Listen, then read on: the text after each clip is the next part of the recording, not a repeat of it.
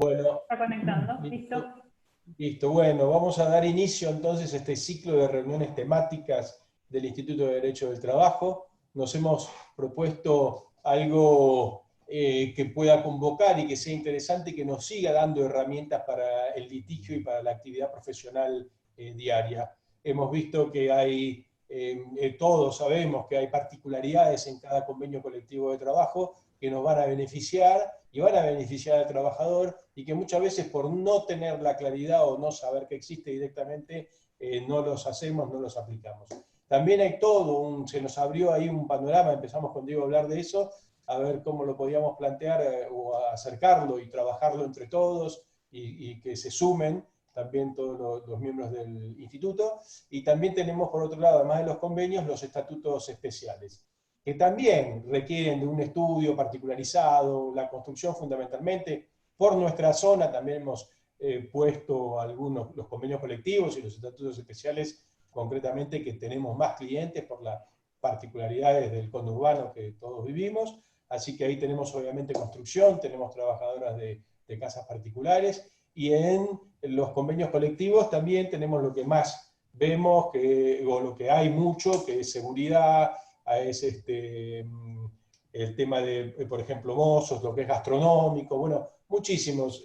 Ahí yo les pasé en el chat del colegio la guía y todo lo que vamos a ir hablando. Vamos a hacer todos los martes, salvo el martes 7 de julio, porque el 8 va a dar la charla Eleonora Peliza justamente y Eduardo Reider sobre las cuestiones prácticas y las cuestiones actuales procesales que van sucediendo.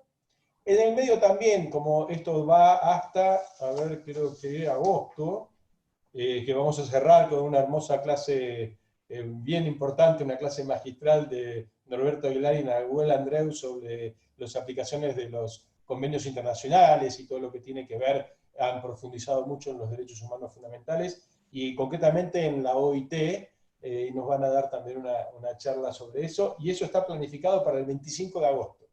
Así que esto va a ser todos los martes, y para no privarnos también de algunas otras charlas o temas puntuales que vayan sucediendo, quizás me echemos en el medio alguna semana que venga algún otro expositor, un viernes, jueves, viernes, para que no sea tan pegado, y eso también estamos abiertos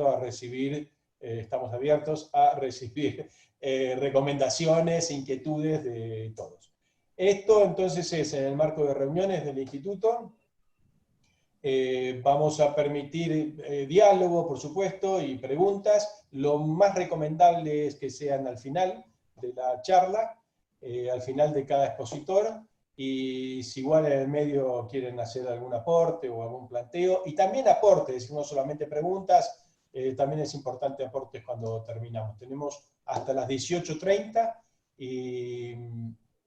y bueno, y nada más, mantenernos muteados, salvo la necesidad de hacer la pregunta. Diego va a hacer la presentación de los dos expositores estrellas del día de hoy, que realmente son muy valiosos y son muy... No, hemos hablado, es impresionante. Es impresionante, es muy lindo. La verdad que estamos fascinados con el grupo que tenemos del instituto. Es muy lindo poderse hablar con todos y con cada uno, y hay mucho saber que está muy bueno compartirlo. Y esa es también la propuesta de este grupo y de estas charlas.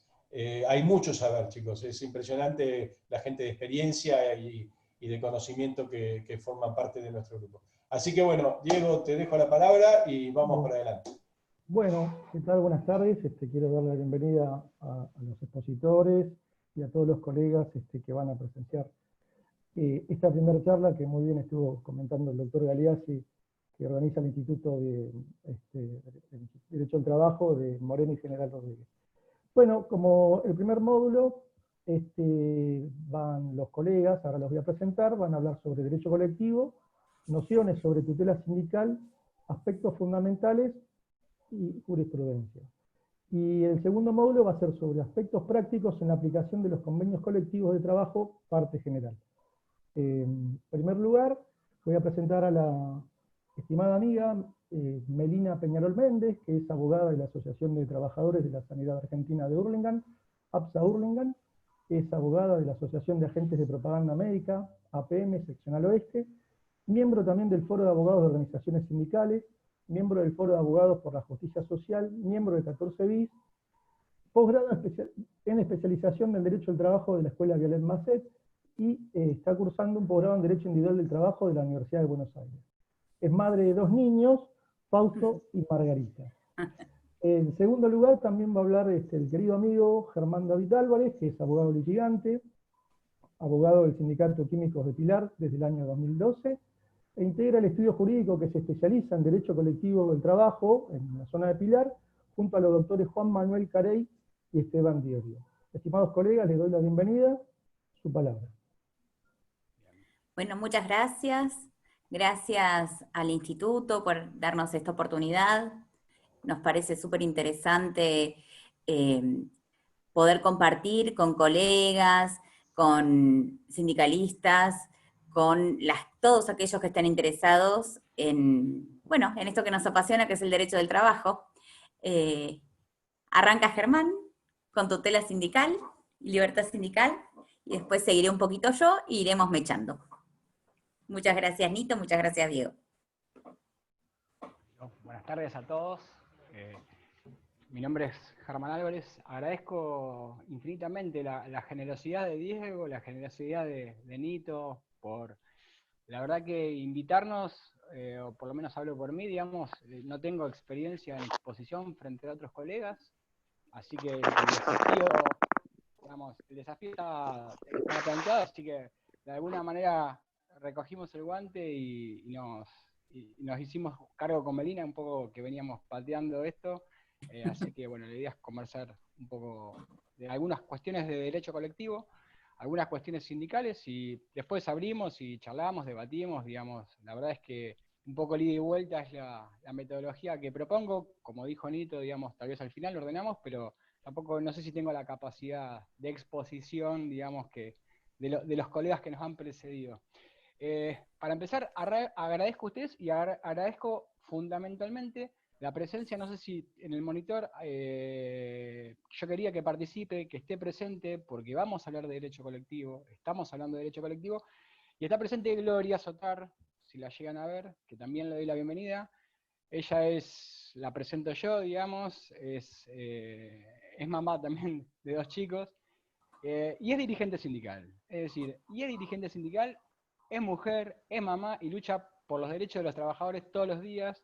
Me parecía apropiado, digamos, que cuando hablamos de derecho colectivo y hablamos de sindicatos, también contar con la presencia de gente que está en el día a día, y Gloria es un ejemplo de eso, de que está en el día a día al frente de numerosos conflictos sindicales. Más de uno de nosotros no quería tenerla enfrente nunca en una mesa de negociación a Gloria, les aseguro, digamos. Así que muchas gracias, Gloria. Bueno, ya comenzando, digamos, le he escuchado decir a Nito, y más allá que nunca lo leí, le he escuchado decir a Tony también, ¿no? En diversas oportunidades, cuando nos plantean que el derecho es lucha, digamos, ¿no? Una frase de Yering, digamos, de que el derecho es lucha. El derecho de trabajo, yo pensaba, es mucha lucha. Y el derecho colectivo del trabajo es la madre de todas las batallas, entendía yo, digamos, un poco en esta concepción que tenemos nosotros del derecho, digamos, lucha, mucha más lucha el derecho del trabajo, y muchísima lucha aún el derecho colectivo del trabajo. Que en esto un poco también, cuando hablamos de derecho colectivo del trabajo, siempre se ha planteado la duda si es una rama o no, o es el derecho del trabajo.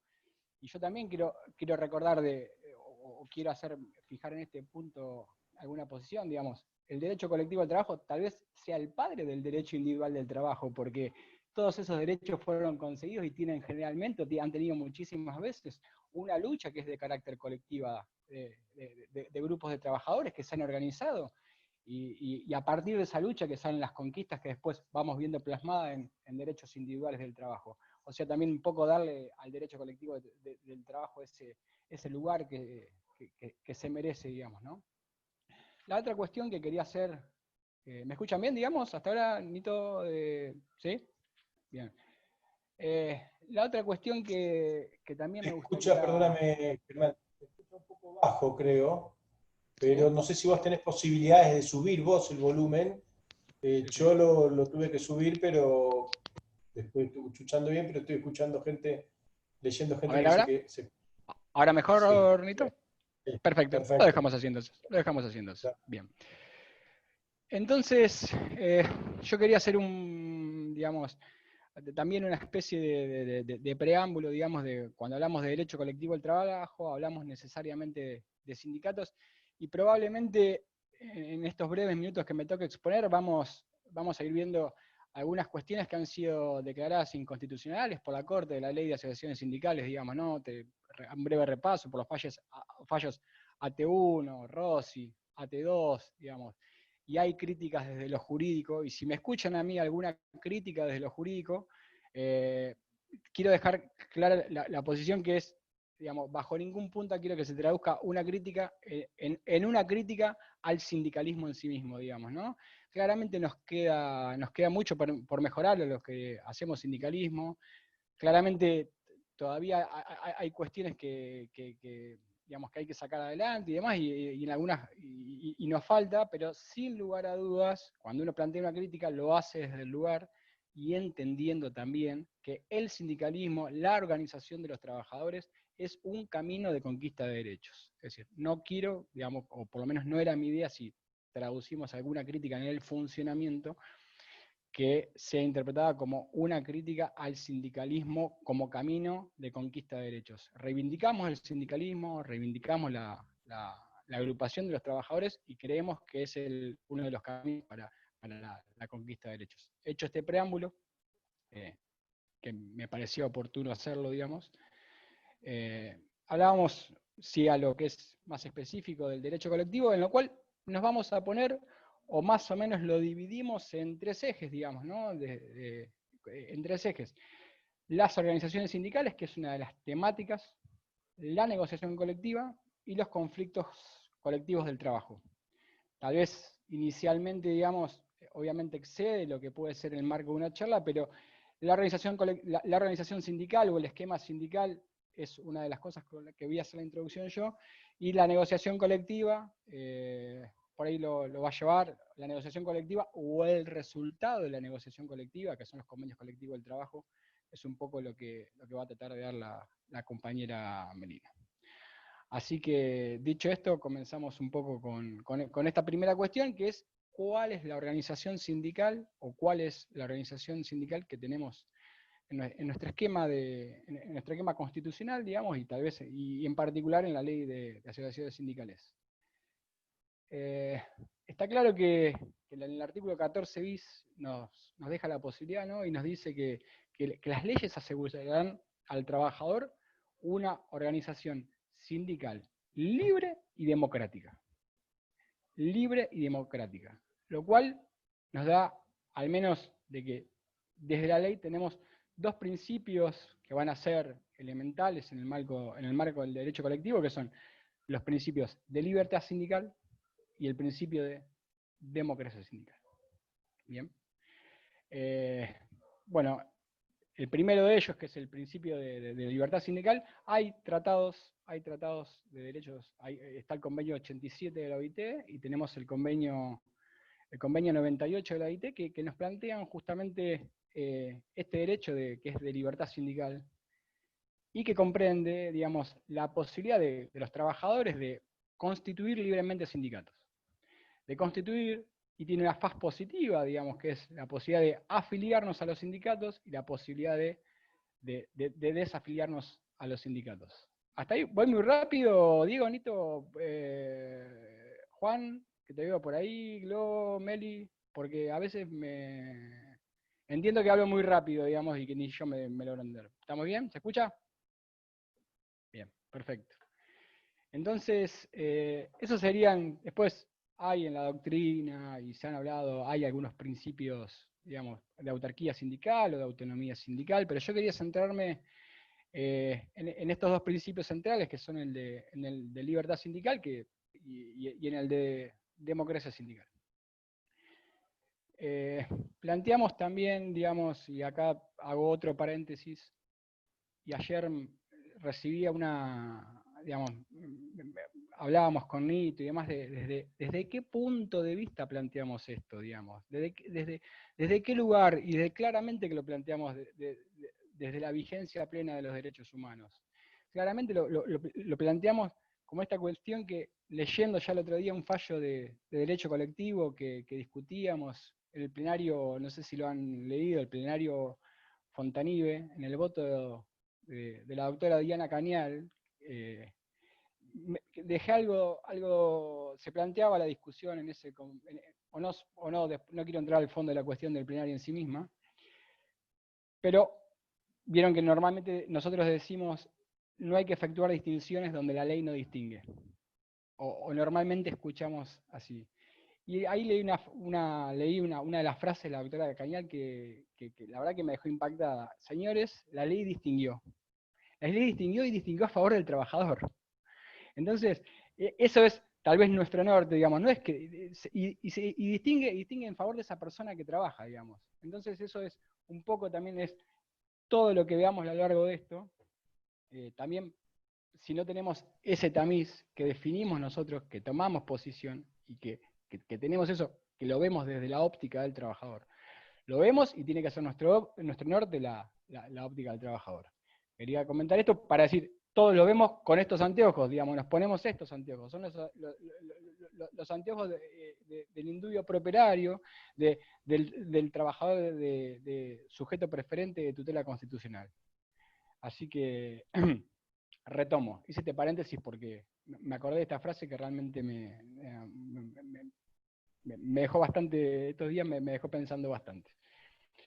Entonces, en el esquema sindical argentino, la ley también va a reconocer, digamos, de hecho le da el artículo 1, justamente la ley 23.551, de alguna manera nos garantiza esta libertad sindical, es decir, la posibilidad de constituir los trabajadores libremente sindicatos, la posibilidad de asociarnos, constituir sindicatos, ¿cómo es? Y además también el convenio 98 de la OIT que prohíbe hacer distinciones en el ingreso o en el egreso de los trabajadores con motivo de su participación en algún sindicato. Es decir, no puede ser un elemento condicionante de ingreso al empleo el hecho del trabajador que su pertenencia, su afiliación o su no afiliación a una entidad sindical.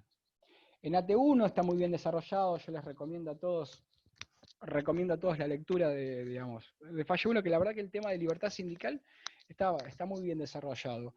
Y también habla de un fin, ¿no? Que lo habíamos visto de cómo es una finalidad que es individual, que es justamente la de conformar libremente los sindicatos, y una finalidad que es social, y es la de realizar todas aquellas actividades para garantizar el efectivo goce de los derechos, digamos, que es la finalidad social que vamos a encontrar en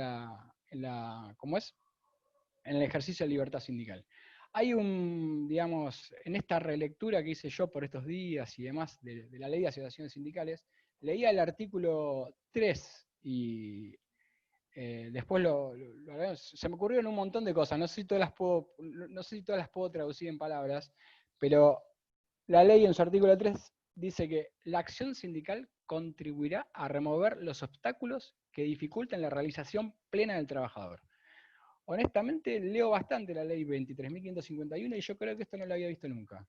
Es decir, la acción sindical dirigida a remover los obstáculos que dificulten la realización plena del trabajador. Son cuestiones que por ahí en el día a día o demás las pasamos por alto, y en esta relectura lo quería dejar en claro de cuál es el mensaje que nos da la ley, digamos. Claramente otro de los principios rectores que tenemos es el de democracia sindical, ¿no? Es decir, la efectiva participación de los trabajadores en la vida interna de los sindicatos y la posibilidad de elegir a las autoridades de los sindicatos y a los delegados, a los representantes o delegados en cada uno de los establecimientos. Tal vez nos queda una cuestión pendiente, digamos, lo había hablado cuando tuvimos la oportunidad de escuchar en una charla en el colegio la doctora Raquel Coronel, vaya si sabe la doctora del tema, que es la de garantizar la participación de las minorías, digamos. Eso tal vez es una cuestión pendiente que dentro de los sindicatos nos ha quedado como pendiente para garantizar la efectiva democracia interna en cada uno de los sindicatos. En el esquema sindical argentino,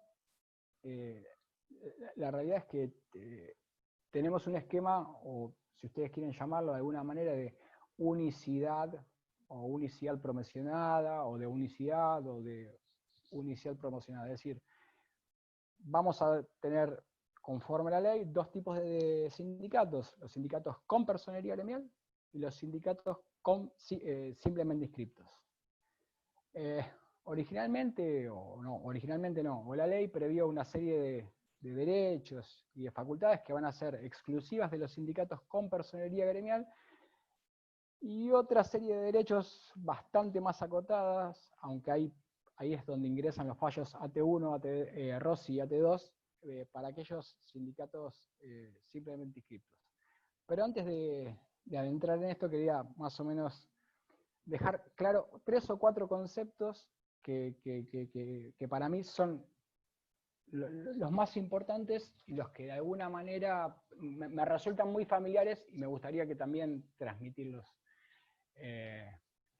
Tenemos, les decía recién, sindicatos con personería gremial y sindicatos simplemente inscriptos. Al mismo tiempo los sindicatos los vamos a clasificar: sindicatos de actividad, digamos, que son los que promueve la ley; sindicatos de oficio, arte, profesión; y los sindicatos de empresa. Es decir, la ley claramente apunta, y claramente a lo que apunta la ley es promocionar también a aquellos sindicatos de actividad, digamos. Para constituir los sindicatos de arte, oficio, profesión, de oficio, profesión es un poco más complejo, y los sindicatos de empresa es bastante más complejo. La ley presupone que debería, o al menos debería haber, un solo sindicato con personería gremial por cada una de las actividades. Y en eso, y en la consulta diaria, digamos, y en el día a día, o para los que operamos derecho, yo quiero dejar en claro esto, o por lo menos me gustaba apuntar a esto. Cada uno de los sindicatos, cuando, siendo el más representativo de la actividad, accede a eso que se llama, que es el reconocimiento que hace el Estado de su capacidad de ser el más representativo, y se le concede lo que se llama la personería gremial. Dentro de esa personería gremial, es importante que tengamos en cuenta que la resolución del Ministerio de Trabajo es la que va a delimitar el ámbito de actuación personal y territorial de los sindicatos.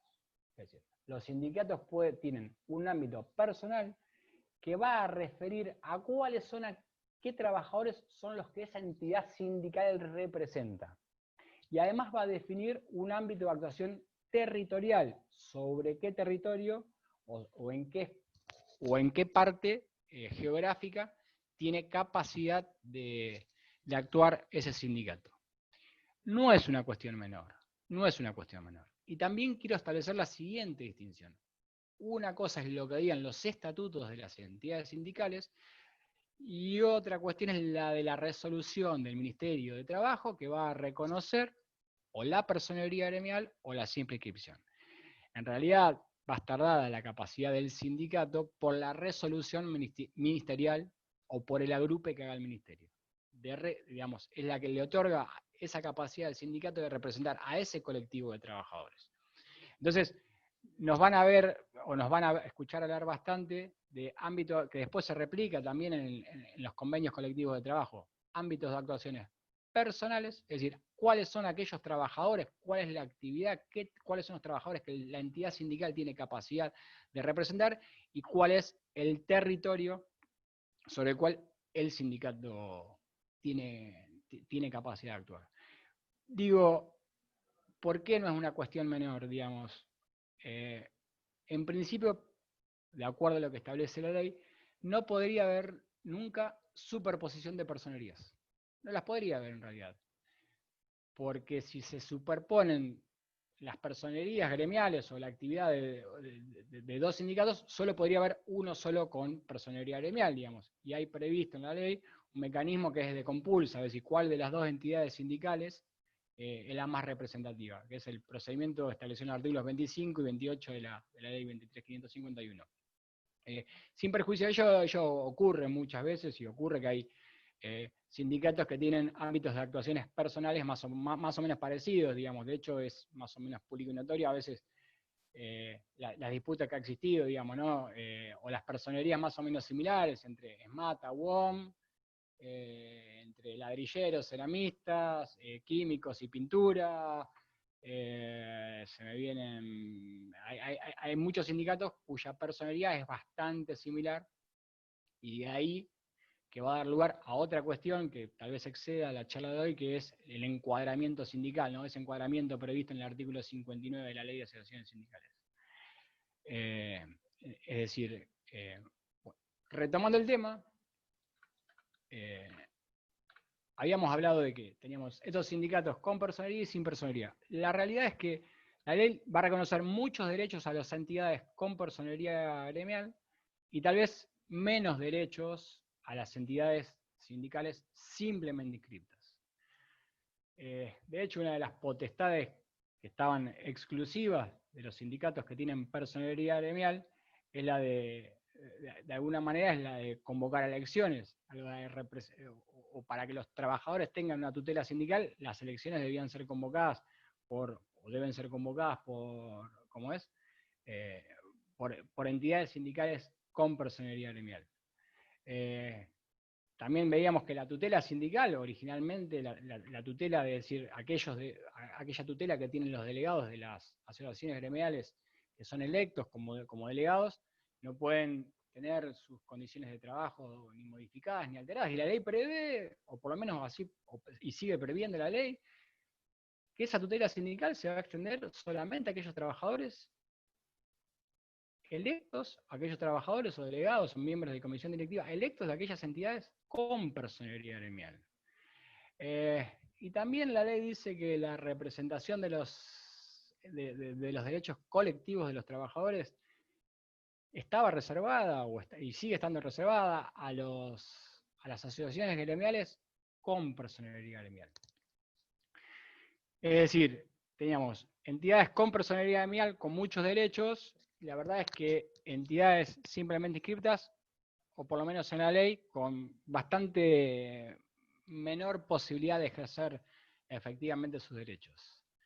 En este derrotero surge algunas inconstitucionalidades, algunas cuantas que ha tenido la ley, y tal vez el primer fallo de la Corte que hace referencia a esto, bueno, no sé si el primer fallo de la Corte, bueno, el fallo más trascendente es AT1, allá por el año 2008, donde la verdad es que se declaró la inconstitucionalidad del artículo 41, y de alguna manera se reconoció a las entidades simplemente inscriptas la posibilidad de convocar a elecciones de delegados, digamos, ¿no? La posibilidad de convocar a elecciones de delegados y a miembros de comisión interna.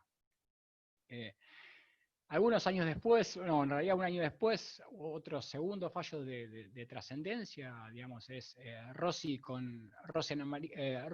Adriana María con Estado Nacional, donde también se reconoció que aquellos delegados electos de asociaciones simplemente inscriptas también tenían la tutela sindical, a que hacía referencia los artículos 48 y 52 de la Ley de Asociaciones Sindicales. Y después, tal vez la trilogía sería, o el último fallo tal vez más reciente, ya hace unos 7 años, es el fallo AT2, donde se dice que la representación colectiva de los trabajadores, que está reservada por el artículo 31, exclusivamente a los sindicatos con personería gremial, también podía ser ejercida por los sindicatos simplemente inscriptos. La Corte en estos fallos y en esta distinción, y citando a la comisión de expertos de la OIT, lo que dice es: no podría de alguna manera haber una preferencia o una distinción entre los sindicatos que exceda 3 cosas: la consulta del Estado, la representación de los sindicatos en organismos internacionales, y tampoco podría exceder, acá tuvimos una discusión con Melina, el otro día, ayer teníamos una discusión, la prioridad en materia de negociación colectiva. Lo dice la Corte, digamos, habla de prioridad en materia de negociación colectiva. ¿Por qué hago esta aclaración? Después lo vamos a ver con Melina. Prioridad es sinónimo de exclusividad, me pregunto, digamos, porque la ley 14.250, que es la que regula los convenios colectivos de trabajo, establece que los convenios colectivos de trabajo pueden ser celebrados solamente por entidades sindicales con personalidad gremial. ¿Me explico? La Corte habla de prioridad. La Corte, lo que refiere a la crítica, habría sido respecto de la prioridad, y nos planteamos con Melina si la negociación colectiva o los convenios colectivos es, digamos, si la asociación simplemente inscripta gozaría de aptitud, digamos, para celebrar convenios colectivos de trabajo. Así que en este pantallazo breve que hacemos del esquema sindical argentino, yo me quería tener un poquitito, tal vez, en algo que en el día a día o en alguna cuestión que es muy importante, que es la tutela efectiva de aquellos representantes de los trabajadores, que son los delegados electos en cada uno de los establecimientos, por elecciones que van a ser electos por sus propios compañeros de trabajo y que tienen una gran responsabilidad, y este vasto esquema de representación que tienen los delegados, porque van a ejercer esa representación de sus compañeros de trabajo frente al empleador, del sindicato frente a los trabajadores, de los trabajadores frente a la empresa. Es decir, esa es la función esencial y son los que en el día a día, digamos, están ¿cómo es? En la lucha cotidiana con los empleadores. Y ahí es un poco estos son los trabajadores que gozan los delegados electos son los que tienen por lo menos algunas garantías que están establecidas en la ley, que es, no pueden ser despedidos, no pueden ser suspendidos, ni sus condiciones de trabajo alteradas. Y acá también hablábamos un poco, porque muchas veces no se da de manera tan, es como digamos, nos ha pasado, lo hablamos el otro día con Juan, uno de los chicos del estudio, la verdad que nos pasó una sola vez que nos suspendieron un delegado, que eso terminó en una querella por práctica legal, que está en trámite.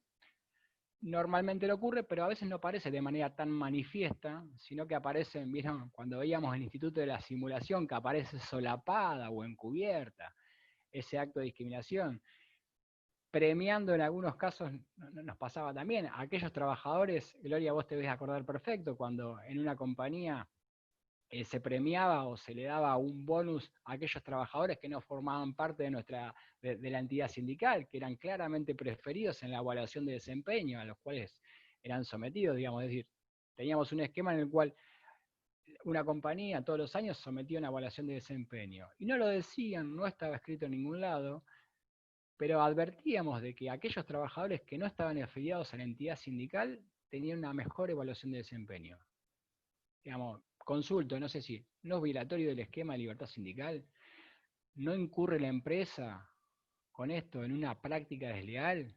Bueno, la verdad es que con el tiempo lo hemos ido a través del trabajo de alguna entidad sindical, de Gloria fundamentalmente, lo hemos logrado revertir. Pero son las cuestiones que a veces, es decir, tenemos que estar un poco presentes de que no se nos presenta de manera tan manifiesta, sino que a veces se presenta un poco de manera solapada. Recuerdo cuando en alguna de las clases de posgrado nos decía el doctor Barrera Nicholson, digamos, detrás de todo despido siempre hay una causa, digamos, no está manifiesta, pero subyacente, detrás de todo despido hay una causa, digamos. Me fui un poco del tema porque pretendo retomar un poco ahora de la labor de los delegados, la elección de los delegados y la función que cumplen estas de representación en cada uno de los establecimientos. La ley prevé también un esquema de tutela de los intereses o de los derechos de los trabajadores, no solo para los delegados y no solo para los sindicatos. sino que en el artículo 47 habla también de todo trabajador. Quiero leerlo textualmente porque es una herramienta que tenemos, que es decir, en la ley no solo hablamos de sindicatos, no solo hablamos de delegados, sino que la tutela está extendida a todo trabajador o asociación sindical que fiere impedido o obstaculizado en el ejercicio regular de los derechos de libertad sindical que hablábamos recién. Es decir, todo trabajador tiene esta tutela y tiene tal vez a su alcance en algún supuesto de despido o de intromisión y demás, alguna acción la más breve posible, que es el amparo, ¿no? El proceso más breve posible que es el amparo. Así que también es una herramienta que teníamos disponible y que también lo hemos visto de que al hablar de todo trabajador y para acudir a la vía del amparo, no solo teníamos que ser delegados electos. ¿Y qué pasa con aquellas personas que habían sido activistas? ¿Podíamos acudir al remedio procesal que prevé el artículo 47 de la Ley de Asociaciones Sindicales? Claramente que podemos. La ley habla de todo trabajador. Y me preguntaba también, ¿y si hubo un acto de discriminación por su participación en una actividad sindical? Además de constituir una práctica desleal, como luego habla la ley, ¿no hay un acto de discriminación en los términos de la ley 23.592? Y si hay un despido basado en un acto de discriminación, ¿no es nulo? ¿Y cuál es el impedimento para aplicar la ley 23.592 a las relaciones de trabajo? Ninguno. De hecho, ahí está puesto. Nosotros luego vamos a pasar un power que armamos con Melina, que la verdad es que nunca habíamos armado, con lo cual, donde hay algunos fallos de la Corte de la Provincia de Buenos Aires, hay algunos fallos de la Cámara Nacional de Apelaciones del Trabajo, donde claramente la Corte de la Provincia dice, claramente la ley 23.592 es aplicable a las relaciones laborales. Claramente que es aplicable. Y sí puede haber nulidad de un despido. Y si hay nulidad de un despido, hay obligación de devolver las cosas al estado anterior, y el trabajador tiene la obligación de reingresar nuevamente en el establecimiento. Tiene la obligación de reingresar y de volver a prestar tareas. Porque ese despido no tiene efectos jurídicos. Hola. ¿Lito? Hola. Sí, ¿qué tal? Buenas tardes. Hola, Lito, escuchaba una voz, por eso frené un poquito. Estaban haciendo una consulta. Hola, buenas tardes, escucha. Y no sé si querían hacer una consulta o alguien que recién ingresa. Voy a ver si no sabe que tiene que estar muteado. Bueno, pero sí, igual aprovecho para, no sé, Diego, si vos vas tomando el tiempo, pero Germán, creo que tenemos breves 5 minutos más o menos, bueno, más o menos para... Dale, una sola cosa. Quería, digamos, por lo menos, o cómo tratamos de encararnos nosotros las cosas, contar alguna experiencia, esto ya más personal, o por lo menos transmitirle desde la práctica cómo lo vemos, es una visión sobre cómo encarar las cuestiones sindicales cuando se nos presenten, digamos, y sobre todo para aquellos que asesoramos sindicatos y demás. Inicialmente planteamos la cuestión jurídica del trabajador como sujeto de preferente tutela. Nosotros, por lo menos, como hemos trabajado en los sindicatos que asesoramos y lo hemos trabajado bastante con Gloria, y en esto no me quiero ganar la antipatía de ningún colega, por favor, nosotros vemos la judicialización como la última herramienta. La judicialización de un reclamo colectivo como última herramienta. ¿Y por qué lo vemos, o si quieren hasta de una posición política, por qué los vemos de esta manera? Porque entendemos que el sujeto activo del reclamo y quien lleva adelante el reclamo tienen que ser los trabajadores y la entidad sindical. Entonces, agotado todos los mecanismos sindicales, agotado todos esos mecanismos, recién vamos a acudir a la justicia. Y nosotros, esto, reitero, no me quiero ganar la antipatía de nadie, pero cuando necesariamente tenemos que acudir a la justicia es porque ya hemos agotado la totalidad de los reclamos por la vía gremial, digamos. Puede dar, ahí lo hemos hablado con Gloria, que sabe mucho también como sindicalista, sabe mucho del derecho del trabajo, cuando luchamos en alguna empresa que nos reconozcan la antigüedad en el establecimiento, digamos, porque nosotros planteamos que la antigüedad del trabajador está dada por el día que cruzaste el portón. Esa es tu antigüedad. Más allá de lo que, principio de primacía de la realidad, ¿no? ¿Cuál es tu fecha de ingreso? El día que empezaste a laburar. Y llevamos adelante el reclamo, y ahí la verdad es que sin necesidad de judicializarlo, conseguimos los 26 meses de retroactivo, como explica bien Diego, ¿no? Los 26 meses, como siempre nos marca Diego, y el reconocimiento a todos los efectos de la antigüedad de los trabajadores, a los efectos salariales, no solo a los efectos salariales, sino a los efectos indemnizatorios, a los efectos de las vacaciones y a todos los efectos que estaban previstos en la Convención Colectiva de Trabajo de los Químicos. Así que, no más, digamos, para cerrar, Janito, en función de lo que nos decía, es decir, digamos, no renegamos de la judicialización, pero entendemos que el sujeto activo del reclamo son los trabajadores, son las entidades sindicales y son quienes se tienen que llevar adelante cada uno de los reclamos individuales. Así que quedó bastante, pero vamos cerrando y después abrimos un poquito las preguntas y eso, Janito. Fantástico. Muy bien. Excelente. Excelente, Germán, muchas gracias. Muy claro. Diego. Yo quería comentar solamente una sola cosa antes de darle la palabra a la doctora. Ayer estábamos hablando con el doctor Germán Álvarez y viste que ustedes saben que a mí me gusta mucho leer jurisprudencia. Y en la provincia de Buenos Aires hay un fallo sobre discriminación, humanio. ¿Qué me dice el doctor? Es del estudio.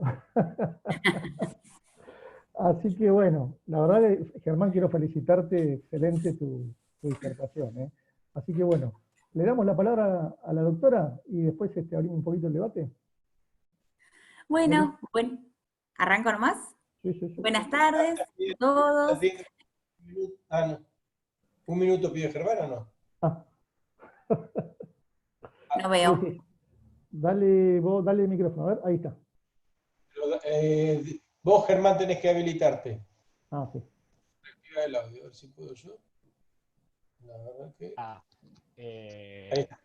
Diego, pero, perdón, acá introduzco, quiero introducir algo, digamos. Diego, te agradezco que diga que era nuestro y demás, pero contá eso y contá también que cuando nos comimos el rechazo in limine por plantear participación en las ganancias, contemos todo, digamos, ¿no? Porque si no...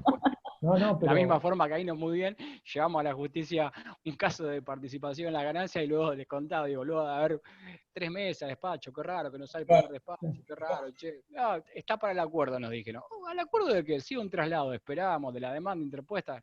Nos salió un hermoso rechazo in limine, así que, pero bueno, hay que contar las perdidas. Felicito igual esta iniciativa, Germán, de hacer aplicación del 14 bis, ¿no? Participación en las ganancias. La verdad que felicito esta iniciativa que tuvo sí, pero ni la sustanciamos, la verdad que nos hubiese gustado entretenernos un ratito más, digamos.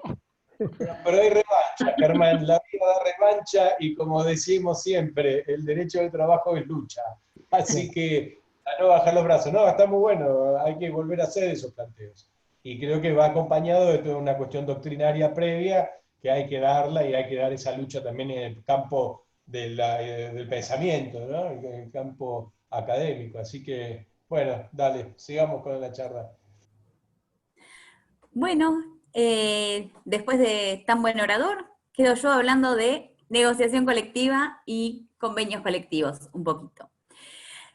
Lo primero que quería hacer además era agradecerles a los compañeros de los sindicatos que asesoro, que nos vinieron a ver en esta tarde gris, así que muchas gracias a la gente de APM y de ATSA Hurlingham que vi que estaban como participantes. Además, bueno, ya entrando en el tema, lo que tenemos que analizar en relación a la negociación colectiva es primero su definición. ¿A qué nos referimos cuando hablamos de negociación colectiva? Ahí, como primera aproximación, está el convenio 154 de la OIT, que lo va a definir como toda negociación, es decir, es amplísimo, en la cual hay o grupos de empleadores, asociaciones de estas agrupaciones de empleadores, o incluso asociaciones de empleadores, negociando con asociaciones de trabajadores u organizaciones que agrupan a estas asociaciones de trabajadores, con el fin de fijar las condiciones de trabajo y empleo y regular las relaciones entre empleadores y trabajadores. Es decir, nada más ni nada menos que negociar entre las dos partes del contrato los términos que van a regir a todos los trabajadores que representen estas organizaciones tanto empresariales como de trabajadores. También tiene como otra finalidad la regulación de las relaciones entre los empleadores y sus organizaciones, pero eso es, digamos, ajeno a nosotros. El fruto por excelencia de la negociación colectiva es el convenio colectivo de trabajo, de gran importancia en nuestro ordenamiento y de gran importancia a nivel realmente internacional, por eso está reconocido en diferentes convenios de la OIT, como el 98 y el 154, que promueven la negociación colectiva. La definición está en el convenio 91 y se refiere a todo acuerdo escrito relativo a las condiciones de trabajo y empleo, entre estas organizaciones que antes mencionábamos. Con la salvedad que establece la ley 14.250, de que en nuestro sistema dispositivo, en nuestra legislación vigente, la representación de los trabajadores se va a dar por una asociación profesional que tenga personería gremial, no por cualquier asociación de trabajadores, no por cualquier sindicato. Y esto es sumamente importante porque tanto Germán como yo adherimos a una postura de unicidad, ¿no? Creemos que el movimiento obrero se hace más fuerte con sindicatos más fuertes, pero en principio la ley establece que los únicos que van a poder negociar los convenios colectivos de trabajo son los sindicatos con personería gremial. Estuvimos hablando, como él antes les anticipaba, sobre AT2 y qué implicancias tenía, más allá de la tutela a los trabajadores de las... Reformulo. Más allá de la tutela que AT2 establece para aquellos trabajadores que hayan sido electos delegados o como miembros de sindicatos con simple inscripción, hay una segunda parte de este fallo que deja abierta la puerta a la representación colectiva. Ahora, la representación puede ser en otros ámbitos y no a los fines de la suscripción del convenio colectivo de trabajo, que a mi entender sigue estando en cabeza únicamente de los sindicatos que cuentan con personería gremial. Respecto al convenio colectivo de trabajo, tenemos que su función principal es establecer cuáles son los derechos de los trabajadores que son representados por estos sindicatos signatarios, y tenemos que ver cuál es el ámbito siempre material, cuál es el ámbito personal y cuál es el ámbito temporal que van a regir a estos convenios colectivos de trabajo. En cuanto al ámbito personal, van a estar comprendidos la totalidad de los trabajadores representados por las organizaciones gremiales que hayan suscrito el convenio colectivo. En cuanto a la representatividad de las cámaras empresariales, siempre hay algún empleador medio pícaro que dice, no, acá esto no rige, porque arguyen no haber sido representados por las entidades signatarias.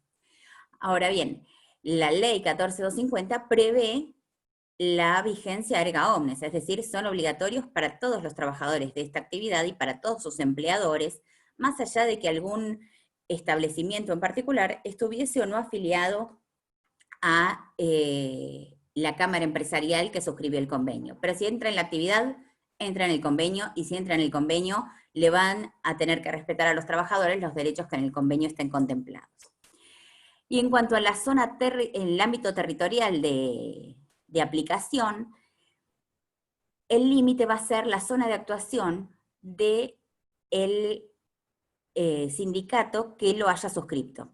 Si la federación que suscribió el convenio colectivo tiene ámbito de aplicación en toda la República Argentina, el ámbito de aplicación, que además va a estar reflejado esto en el acto de homologación, ¿no? Pero en el acto administrativo de homologación del Ministerio de Trabajo. Pero lo que nos va a definir sobre quiénes puede ser aplicado este convenio va a ser la zona de actuación del gremio que lo firmó. Les comento de esas anécdotas de la profesión, durante un tiempo estuve asesorando al sindicato UCAIRA, que era el sindicato de remiseros, que es una actividad que tiene muchísima sindicalización, pero UCAIRA era la única que tenía personería gremial. Ahora bien, el convenio colectivo tenía un salpicré de municipios en los cuales contemplaba que iba a ser aplicable y otros no. Por ejemplo, estaba Morón, estaba 3 de febrero, estaba San Martín, no estaba Burlingame, pero sí estaba La Matanza. Y así. Entonces, realmente hay que ver con atención cuáles son los ámbitos de aplicación territorial de los convenios colectivos. Si bien en los de actividades grandes como, no sé, sanidad, químicos, UOCRA, ESMATA, siempre son de aplicación en todo el ámbito de la República Argentina. Tenemos una clasificación de convenios a título de conocimiento, que pueden ser nacionales o regionales, pueden ser intersectoriales, cuando estamos hablando de acuerdos entre confederaciones, trabajadores, CGT, CTA, los convenios de actividad, que son los que nosotros aplicamos y que son los que nos interesan, los convenios llamados verticales, los convenios de profesión y los convenios de empresa, que tienen menos requisitos. La verdad es que es tan difícil que algún establecimiento haya obtenido, que algún sindicato haya obtenido la personería gremial de un sindicato de empresa, que a esos que tienen esa personería gremial tan limitada se les facilita el tema del convenio colectivo. ¿Sobre qué pueden avanzar y sobre qué se puede negociar cuando estamos negociando un convenio colectivo? Y los límites, eso se denomina como título los límites a la disponibilidad colectiva. Entonces tenemos que, lo primero que tiene que respetar un convenio colectivo es el orden público y no puede afectar el interés general. Son cuestiones básicas, digamos. Después tenemos que las convenciones colectivas van a regir para la actividad para la que se están negociando los contratos de trabajo de la totalidad de los trabajadores. Y siempre sus cláusulas deben ser más favorables que las que establece la ley de contrato de trabajo. Esto, que en esta ley muy vieja, en la ley 14.250, es una clara aplicación del principio de progresividad que inunda todo el derecho del trabajo. Y del principio protectorio. Siempre vamos a estar tutelando los derechos del trabajador. Si en la ley de contrato de trabajo tenemos 14 días de vacaciones, en el convenio colectivo nunca va a ser homologado por la autoridad de aplicación un plazo de vacaciones inferior. Si en la ley de contrato de trabajo se regula cualquier tipo de derecho a las madres gestantes, en los convenios colectivos nunca pueden ser retrotraer los derechos que hayan adquirido los trabajadores. Más allá de que incluso lleguen a ser homologados por la autoridad de aplicación.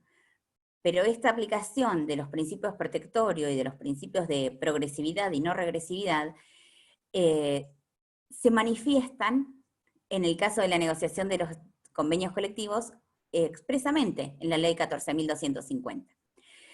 Hay que mencionar que los convenios colectivos no pueden, si bien pueden ser suplantados por un convenio posterior, no van a poder ser los nuevos convenios menoscabar los derechos que hayan sido reconocidos en los convenios colectivos anteriores. Si no, no deberían ser homologados por el Ministerio de Trabajo, incluso. Este principio, que es la de no regresividad, es fundamental. Siempre se legisla hacia adelante y para proteger más a los trabajadores, y no al revés. El gran cascote en el zapato que nos comimos fue el plenario Fontanive, en que con una situación muy, muy particular, que era, lo adelantó recién Germán, pero ya que estamos hablando del tema, se los comento, se trataba de un acuerdo de los trabajadores del PAMI, que establecía que se tenían que modificar la totalidad del convenio colectivo. En esa modificación se les reconocía que no podían perder ninguno de los derechos que ya habían adquirido los que habían entrado al instituto, al PAMI, antes de la entrada en vigencia de este convenio. Pero, y acá viene el meollo de la cuestión, para poder afinar un montón de estas circunstancias y de estas escalafones que tenían que hacer y todo lo que tenían que analizar en relación a los trabajadores del Instituto del PAMI, esa comisión modifica la forma de cálculo del adicional por antigüedad, que deja de ser un porcentaje del salario para pasar a ser una suma fija, que si bien en el momento podía ser significativa, como todos sabemos en nuestro país, lamentablemente se licuaba con el tiempo. Entonces, hay jueces que decían que no, que se podía seguir aplicando ese modo de cálculo del 3% de antigüedad. Había jueces que decían que no, y que se tenía que respetar, incluso para los trabajadores anteriores, solamente esa suma fija. Y en una muy, muy disputada votación, terminan empatando. La jueza Ferreiros desempata diciendo que debía primar la negociación colectiva y que si las partes habían entendido que era mejor de esta manera, se respetaba, y que en la práctica implicaba, a mi criterio, y de la doctora Diana Cañal, por ejemplo, que citaba Germán unos minutos antes, que no había posibilidad de seguir cobrando conforme este porcentaje. Así que el tema de la no regresividad no podemos dejar de mencionar el plenario Fontanive, que es como tragarse algo desagradable. El otro gran ítem es el tema de la ultraactividad. Los convenios colectivos no caducan. Entonces, continúa su vigencia, pese a estar vencidos, hasta tanto haya uno nuevo que lo renueve y lo mejore.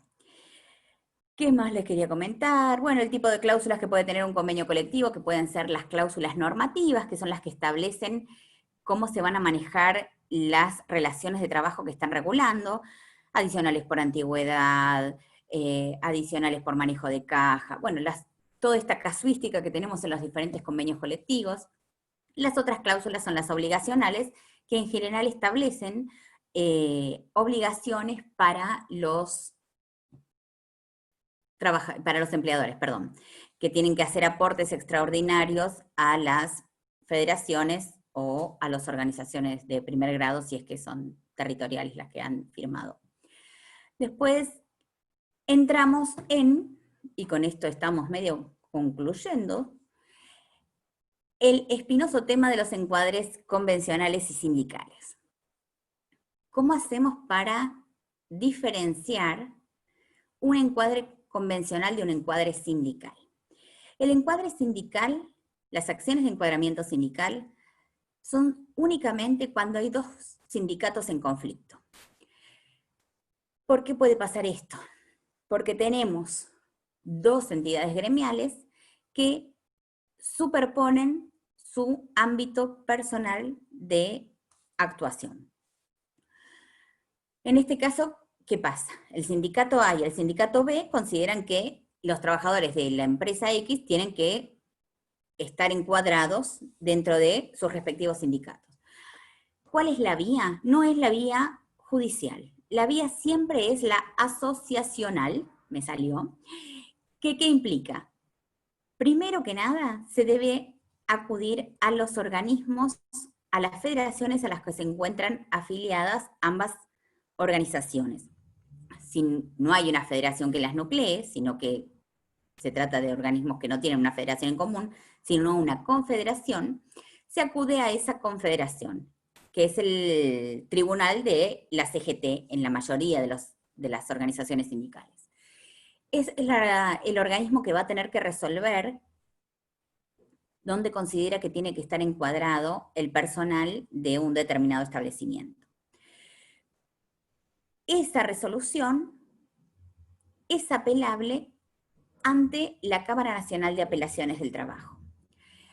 Si no hay una confederación que lo resuelva, se puede o si pasaron 60 días hábiles y el tribunal no lo resolvió, se puede pedir al Ministerio de Trabajo que lo resuelva. Y esa resolución también va a ser apelable ante la Cámara Nacional de Apelaciones del Trabajo. Pero son supuestos muy excepcionales, no tiene que ver con la vida cotidiana, con la vida profesional cotidiana. Sí lo tiene el encuadre convencional. el encuadre convencional es poder determinar dónde se encuentra, qué convenio colectivo va a resultar aplicable. El encuadramiento convencional como procedimiento es un procedimiento judicial y no tiene que ser entre sindicatos. Puede ser que un empleador solicite que se determine judicialmente qué convenio colectivo tiene que aplicar. Y también es una manera indirecta de que los abogados de gremios, en lugar de meternos en el berenjenal, que es el procedimiento de encuadramiento sindical, acudamos a la justicia por el encuadramiento convencional, y una vez que la justicia dijo el convenio colectivo aplicable es este, entonces va de suyo que el sindicato correspondiente va a ser el que resulta de ese convenio colectivo. En la práctica, el encuadramiento convencional se analiza cuando nos llega un cliente y no sabemos si es comercio, si es un 108, por ejemplo, dentro de los de sanidad, cuando no sabemos en cuál de los convenios colectivos puede entrar. Más de una vez nos han consultado para ver dónde encuadraban a un trabajador. Porque hay una actividad que es pasible de ser comprendida por muchos convenios colectivos. Y ahí el faro que nos guía es el plenario Ruizo contra Química La Estrella, que establece, en concordancia con esta postura de sindicato vertical, de unicidad, que el convenio colectivo va a ser el que corresponda a la actividad principal del establecimiento. Entonces, si tenemos una persona que es chofer de un camión, pero de una empresa que se dedica a la comercialización de gases, y esta comercialización se rige por el convenio colectivo 130, ese chofer de camión, aunque cumpla con un montón de requisitos adicionales, porque tiene que tener una matrícula especial, habilitaciones especiales, va a estar encuadrado dentro del convenio colectivo 130.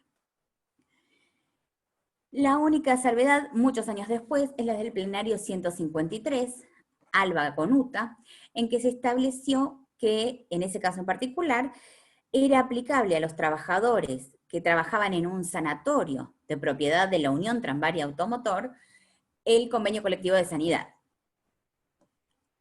La salvedad de este plenario es que se refiere a aquellas empresas que tienen múltiples establecimientos con diferentes tipos de explotación. Estamos hablando de mega empresas, no es el caso de, como les decía, una fábrica que elabora y vende gases envasados o cualquier otro producto comercial, que sin duda va a estar regido, en tanto tenga un solo establecimiento y una sola actividad, siempre va a estar regido por esta actividad principal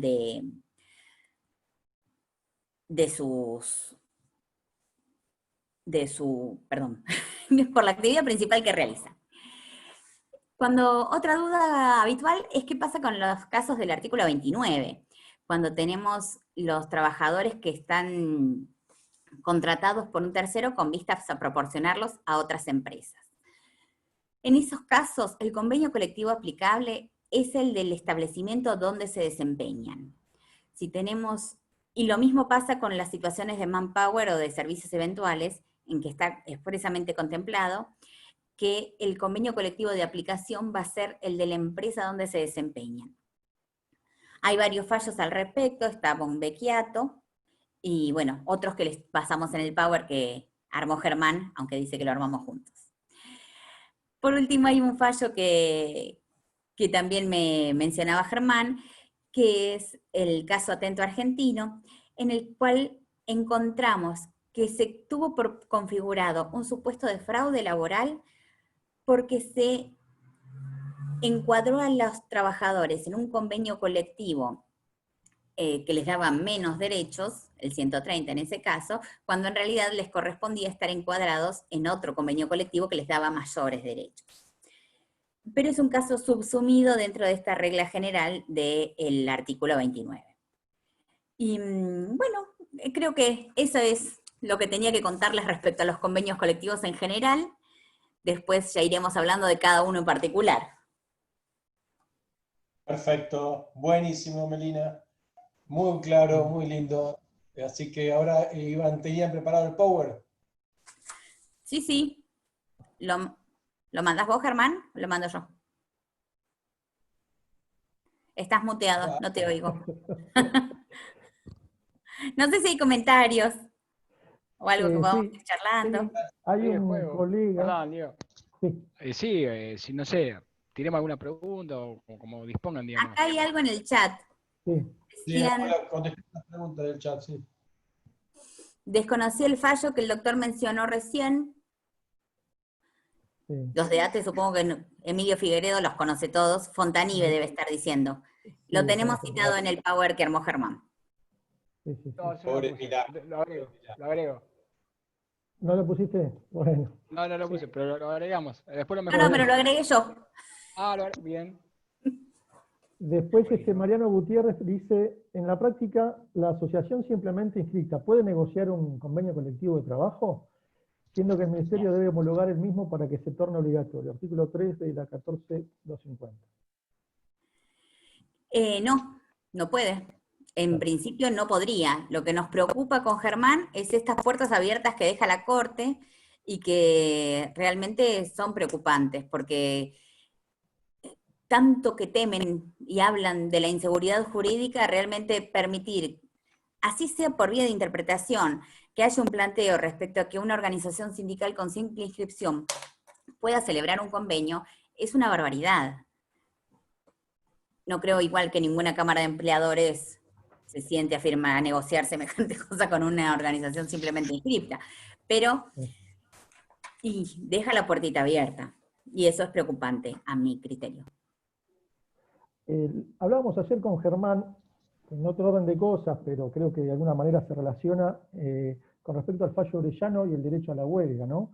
Digo, análogamente, o sea, si no tiene el derecho a la huelga cualquier trabajador, sino tiene que estar constituido en una organización con, digamos, personería gremial y jurídica, imagino que ocurrirá lo mismo en esta situación. Ahí No en sé, Orellano, digo, sí. ahí en Orellano, no sé, Nito, vos lo tenés más claro aún, digamos, que son más. En Orellano, en realidad, ahí la discusión, la interpretación de la palabra gremio, digamos, que se Claro. entendía por gremio y de alguna manera el derecho de huelga, digamos, ya no, por lo menos lo que dijo la Corte, yo te lo había dicho, yo recomiendo la crítica que hace el doctor Gialdino Orellano porque nunca vi, digamos, nunca vi cascotear un fallo con tanta altura, digamos, lo voy a decir de esta manera porque la verdad que es impresionante. Pero por ahí el tema decidiéndome es quién es el titular del derecho de huelga y se había reconocido, digamos, o por lo menos la interpretación que hace la Corte, es que la palabra, digamos, es que estaba el titular del derecho de huelga eran los sindicatos, digamos, ¿no? Por la palabra gremios, pero sin andar demasiado en la cuestión, digamos, ¿no? Sí, sí. Por eso digo. Sí, fue preocupante, la verdad es que cuando lo veíamos con el abogado que fue el director jurídico de ATE, que el otro día lo mencionábamos con Germán, nos decía que lo mejor que podía decir la Corte sobre el derecho de huelga era no decir nada, pero bueno, lamentablemente habló y con una postura regresiva, ¿no?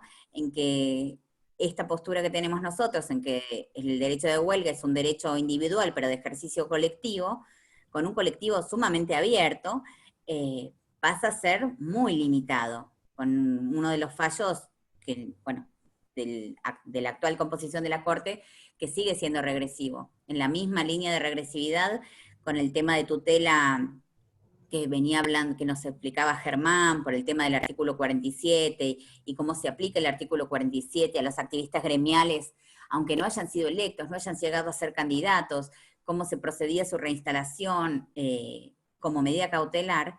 Esta misma Corte, que sacó estos fallos, sacó el 4 de junio, hace 15 días, un fallo en que dejó sin efecto la reinstalación de un trabajador como medida cautelar. Todavía falta el fondo de la cuestión, ¿no?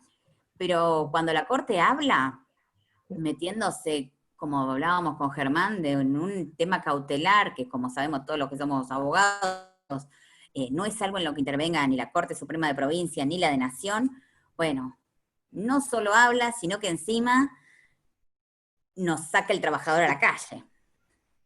Preocupante. Sí, el fallo laurencino creo que, ¿no? Es el que te referís. Sí, laurenciano, creo, algo así. O laurenciano, sí, sí. Pensé, Germán, que ibas a hablar sobre Álvarez con Cencosud en algún momento, que estabas ahí, te estabas perfilando. No, venía, te cambio la jugada, Sí. Diego, y digamos, cuando hablábamos de los procesos de reinstalación, por acá está dando vueltas. Ponete Juan, un poquitito el micrófono más cerca. Sí. Cuando hablábamos del tema de las reinstalaciones, está acá Juan, uno de los socios del estudio, dando vuelta. La verdad es que él ha planteado en algunos casos con bastante éxito, digamos, decíamos, bueno, ¿qué herramientas tenemos para plantear la reinstalación en el caso de que no son delegados o que el mandato se les venció, o que son activistas? La verdad que Juan lo ha trabajado bastante bien, por ejemplo, acompañando, no sé, declaraciones testimoniales por escritos y viendo bien el tema de las medidas cautelares, digamos, si hay una convocatoria de elecciones internas, una convocatoria de elecciones, la necesidad de que el trabajador esté efectivamente prestando tareas, o si ya no tiene representación sindical, digamos. Y habíamos acompañado, o no sé, acompañando informaciones, digamos, informaciones o declaraciones testimoniales de los mismos trabajadores diciendo que aquel despedido es efectivamente un activista gremial que llevó adelante asambleas, que participó, que viene llevando adelante reclamos. En ese contexto, cuando lo hablaba y lo repasaba con Juan el domingo, me tira la bomba y dice, me dice, ¿viste las cautelares en las cuales nos había ido más o menos bien? Mirá lo que dijo la Corte ahora. Me dice, yo la verdad es que no lo tenía presente hasta que lo hablé con Juan, digamos, la verdad es que, digamos, no sé, tratar una cautelar que ordene una reincorporación, no nos había pasado nunca, por suerte a nosotros, pero medio como que lo entendemos obviamente como una cuestión claramente regresiva, y además como una bajada de línea, digamos, ¿no? Esto es claro, digamos, es un hecho, digamos, un acontecimiento jurídico, y sin lugar a dudas es fijar una posición política, ¿no? Frente a las reinstalaciones. No quiero dramatizarlo tanto, se lo dejo a ustedes por ahí que interpretan de mejor manera cuáles son los mensajes que dice la Corte, digamos, ¿no? Y parece que ese mensaje ya la Sala 10 lo ha interpretado de manera bastante lineal, ¿verdad? Y vertical. Hago una preguntita que hace Juancito Escrepante. Dice Melina, o sea que si un empleado trabaja en un taller mecánico en la parte administrativa, cargando facturas para Edenor, ¿se le aplicaría el convenio SMATA de los mecánicos y no el de Edenor? Entiendo que sí. No entiendo por qué estaría cargando facturas para Edenor si trabaja en un taller mecánico. Esa es la parte, Juan, si estás ahí, habilitate el micrófono y no sé si querés hacer alguna aclaración, porque si es un empleado administrativo de un taller mecánico, no entiendo por qué carga facturas para Edenor desde ese lugar de trabajo. Ahí es donde no me cierra el ejemplo. Porque justo mencionabas la parte de la subcontratación, creo que dijiste, de empresas tercerizadas, y entonces hay veces que, por ejemplo, Edenor no repara sus propios móviles, tercerizan con otros talleres, entonces muchas veces hay talleres mecánicos que trabajan prácticamente en exclusividad para Edenor, y hay un empleado, por ejemplo, que lo único que hace es cargar facturas para Edenor.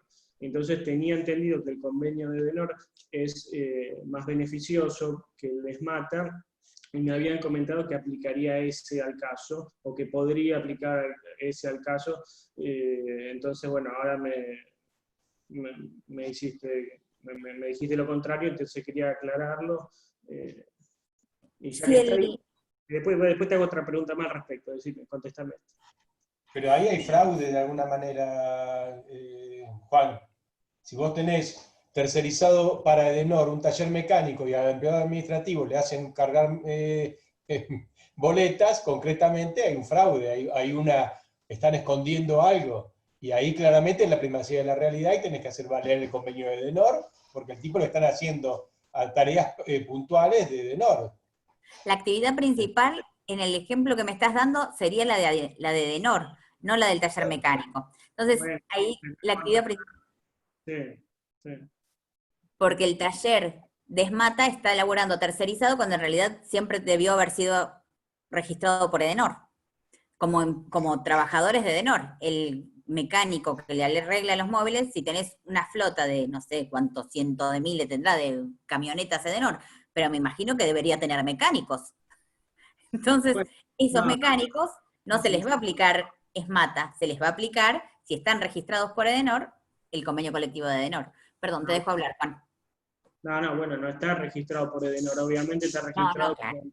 por el taller mecánico, y entonces, bueno, simplemente a la obrera la ponen a cargar facturas para Edenor, que es el principal cliente del taller.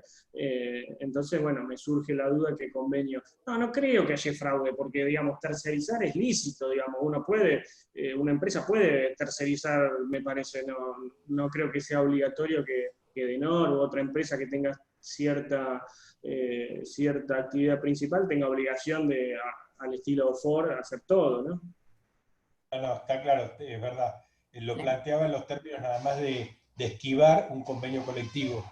Pero bueno, hay que ver cuáles son los motivos por los cuales se terceriza y se le da tareas prácticas, tareas cotidianas de Edenor a un lugar donde un taller mecánico está desnaturalizando el objetivo, diríamos.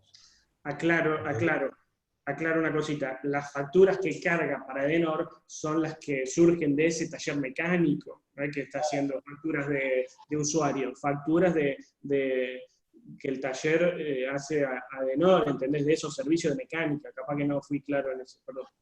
Listo. Claro. Y para mí, si la actividad del establecimiento, voy cambiando a medida que lo vamos pensando, ¿no? Si la actividad del establecimiento es el taller mecánico, que tenga un cliente mayoritario no hace que eso deje de ser, no desnaturaliza el taller mecánico. En consecuencia, el convenio va a ser el de ESMATA. No me parece que sea automáticamente el de Edenor, salvo que puedas demostrar que en realidad Edenor no lo está tercerizando en cuanto a préstamo de personal, está utilizando el establecimiento comercial del taller mecánico.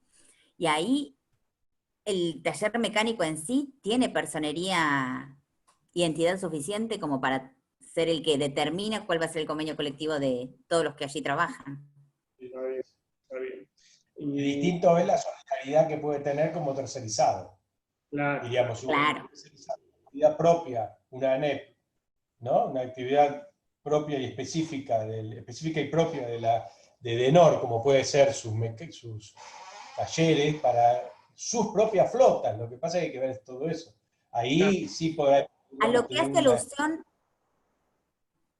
me parece que el ejemplo con el tema de la subcontratación y el 29 es cuando tenemos, no sé, una SRL cualquiera, una sociedad comercial, que le presta un trabajador a Edenor para que vaya a pasar las facturas. Y a ese trabajador lo tiene registrado como 130 cuando en realidad se desempeña en Edenor y debería estar, obviamente, encuadrado dentro del convenio colectivo de Edenor. Pero ese es el supuesto. Cuando hay un trabajador al que prestan, de alguna manera, y le aplican un convenio colectivo que no es. En sanidad también nos pasa, porque hay establecimientos que son grandes y tienen partes que son, no sé, consultorios externos, y entonces no les aplican las mismas, el mismo convenio. Bueno, siempre uno trata de que esté el mejor. Nelly, un tema, ahí veo que no hay preguntas, pero un tema que yo me había notado por un caso particular, además que he tenido, es cuando tenemos convenios a la baja, convenios colectivos de trabajo a la baja, es también la posibilidad de articular la inconstitucionalidad, en el caso puntual y concreto de la demanda laboral que hagamos por indemnizaciones, por ejemplo, es plantear la inconstitucionalidad de determinadas cláusulas que son a la baja. Te digo un caso concreto que me imagino que sí, que lo tenés claro eso, ¿no? Sin ser una cuestión de derecho colectivo que se tenga que plantear desde una actividad gremial o sindical, porque no lo van a hacer, porque ellos no firmaron el convenio. Por ejemplo, el sindicato de vigiladores que va a dar Juan Escrepante justamente dentro de unos martes, tiene un rubro que es viático. Y pone en el convenio colectivo que el viático es no remunerativo. Cuando sabemos, a partir del fallo de la Corte Pérez con disco, que todos son remunerativos. Entonces, bueno, a mí me ha tocado en varias ocasiones plantear para los accidentes o para las enfermedades cómo se conforma el IBM, y plantear entonces la inconstitucionalidad de ese rubro, que me lo den para engrosar el IBM, que va a repercutir en la posterior indemnización, ¿no? Entonces, bueno, sí lo he logrado y tenemos la tacha de inconstitucionalidad puntual en el caso individual. Eso es una vía importante para tener en cuenta. Sí, desde ya. El problema que pasa, sobre todo en Capital, me parece que acá los tribunales del trabajo de provincia son más protectorios. Bueno, no sé si más protectorios, pero tienen una visión en la que uno puede acercar más.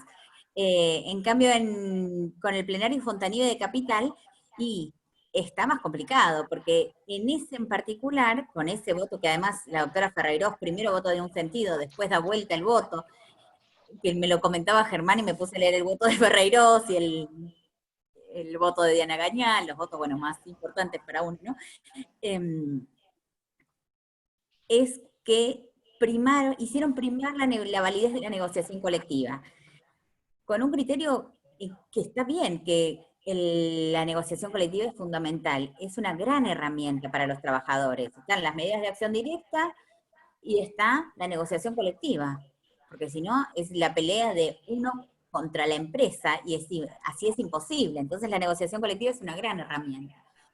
Pero el plenario Fontanive desnaturaliza, a mi entender, esto de valorar la negociación colectiva, y terminó avalando un convenio a la baja, y diciéndole a los tribunales inferiores, en ese caso puntual, de ese adicional por antigüedad, de ese convenio, ¿no? Algo sumamente específico, pero bueno, como criterio, no me convence. Bueno, y perfecto, perfecto y clarísimo. Antes de continuar por ahí con el Power que tienen preparado, me gustaría escuchar a Gloria, esta compañera Germán que vos invitaste, a ver si tiene algo concreto para aportar, o alguna anécdota, alguna cuestión que le parezca oportuna. Sí lo ve ella, no sé cómo la estoy mirando acá, pero no está gestionando. Ahí, por lo menos una sonrisa. Bueno, Gloria, si tenés ganas de hacer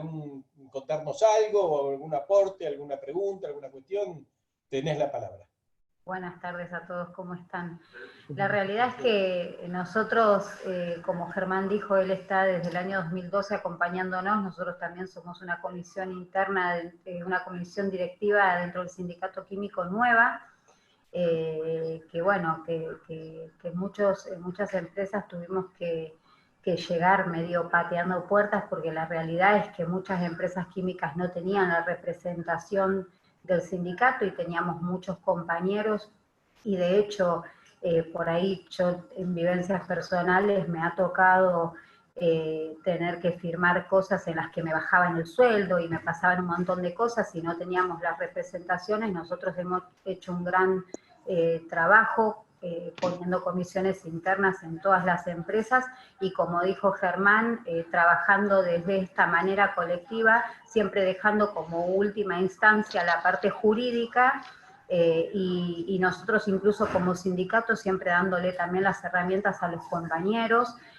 para que siempre sea la instancia de la comisión, la primera en la que se maneja todos los reclamos. Después es donde interviene la comisión directiva, ayudando o yendo a otras reuniones y demás, y bueno, como último recurso dejamos la parte jurídica. Nosotros como sindicato nos ha dado muchísimo resultado esto de trabajar casi todo de manera, digamos, colectiva, ¿no? Entendemos que es la mejor manera y nos ha dado mucho éxito, así que, y la verdad que también, a ver, aparte de estas cosas, hemos hecho muchísimo trabajo con respecto a las agencias de empleo. Nosotros teníamos en el parque industrial muchísimas empresas que trabajaban con las agencias eventuales y demás, y dentro del ámbito químico hemos casi logrado erradicar esto y hacer que se trabaje con los convenios colectivos nuestros,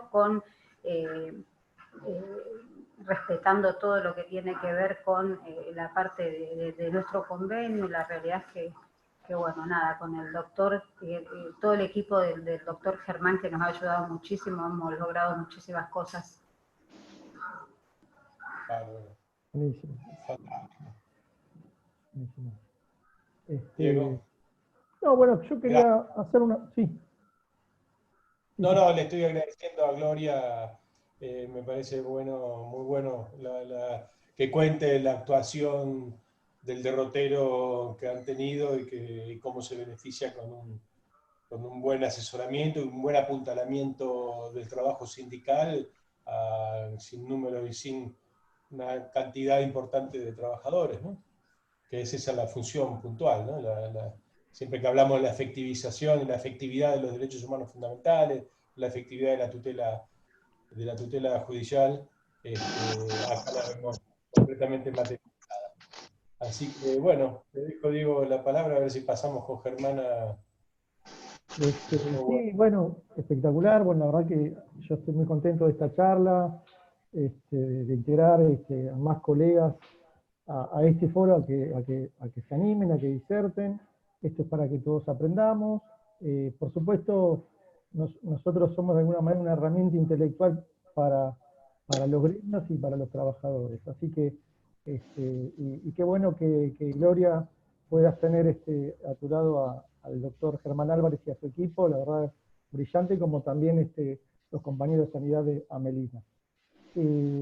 Nada, digamos, yo quería, perdón que sigo, preguntar, por ejemplo, a ustedes dos, a Germán y Amelina, si dentro de una misma fábrica, empresa, puede llegar a haber varios convenios colectivos que se apliquen, digo, ¿no? No sé, administrativo se aplica por ahí, no sé, comercio y qué sé yo, no sé, otra actividad dentro de la fábrica, ¿se entiende? ¿No se puede? No. A ver, No, acá, no se puede. Germán, Ya a ver hemos charlado al respecto alguna vez. La verdad es que la interpretación de Rizzo es, del plenario que les mencionaba, el 36, es categórica, y los tribunales, yo no encontré ningún fallo de Suprema Corte, acá de Provincia de Buenos Aires, pero los tribunales de grado también tienen establecido que lo que rige es la actividad principal de la empresa. Entonces, muchas veces hay, bueno, para los que hacemos sindical o colectivo, nos llama algún colega y nos dice, ay, pero me conviene más el de, es que en lugar de que esté en 130, cualquier convenio conviene más que el 130, que entre por tal otro. Pero... Sí. Germán, no sé si tenés ahí el micrófono. Estoy en el de Juan, ¿eh? El de Juan, bueno, la ventaja de tener los chicos del estudio que se me anda la compu, la ventaja de laburar con alguien que estaba en la charla, ahora me paso a otro esquema. Ahí, Diego, yo quería hablar, cuando planteabas esa posibilidad, hay una cuestión previa a esa, que es la fragmentación producto de la tercerización y demás del colectivo obrero. A ver, pensemos de esta manera, pensemos en una fábrica. A mano derecha nos va a atender una persona que nos va a tomar los datos, nos va a pedir el documento y demás, probablemente sea un vigilador de la actividad privada. Después transitamos, no sé, pasamos al área del comedor de la empresa, y si está tercerizado el comedor, esos trabajadores deberían estar encuadrados dentro de gastronomía. Seguimos adelante y están los jefes. Una condena en penal. No todos los jefes, tenemos los excluidos del convenio. Se va a basar más adelante en investigar el hecho, el esquema pasa de producción, que demostrar tenemos dos esquemas de producción claramente diferenciados. A ver, Germán, espera un segundo porque se está superponiendo con el 70% dentro de químicos y el 30% o el 20% dentro de UOM. Es decir, hay una fragmentación a veces, digamos, no te viene por el encuadre convencional, sino por el esquema de tercerización, digamos, el esquema de tercerización que se da no sé, en los últimos 40, 50 años. Es decir, antes teníamos una automotriz grande, desde que entraba hasta que salía era de Ford. Hoy la tercerización también ha hecho la fragmentación de la aplicación convencional. Por eso es un poco lo que decía Gloria de cuando nosotros combatíamos, nos posicionábamos en contra de la tercerización por medio de agencias de servicios eventuales, o cuando nosotros también planteamos desde el sindicato de que los empleados de limpieza están comprendidos en nuestro convenio colectivo de trabajo y tienen que ser parte de nuestro convenio colectivo de trabajo. No solo lo planteamos por una cuestión de mejora del convenio colectivo, sino también por una cuestión de unidad de ese colectivo de trabajadores a los cuales representamos. ¿Me explico? Es decir, si no, el esquema empresario permanentemente nos trata de fragmentar. Entonces, esta unicidad de convenio que de alguna manera también fomentamos es que no nos partan más el colectivo de trabajadores, que es un poco lo que apuntamos. Pero a veces la fragmentación, Diego, en la aplicación de los convenios es producto de la tercerización también. No más que eso. Bueno, pasamos al PowerPoint, ¿te parece, Diego? ¿Lo pasás, Meli? ¿Lo tenés que llamar o que ando con...? Sí, me parece que Diego lo iba a pasar, que es el que está canchero. Yo no sé cómo se hace esto. Diego, ¿agarrás el guante? Estás muteado igual. Está silenciado, sí. Tenés que compartir pantalla y directamente lo pones en tu computadora. Viste que abajo tenés una, en verde debe ser, vos lo tenés, Meli, el Power en tu computadora. Ahí está. Ahí está. Listo. Y va a exponer, ¿lo explicás vos, Germán? Sí, estoy ahora haciendo algunos malabares, porque estoy un segundito, desde el celular de Juan, uno de los chicos del estudio, uno de mis socios, porque se ve que la compra no sé qué.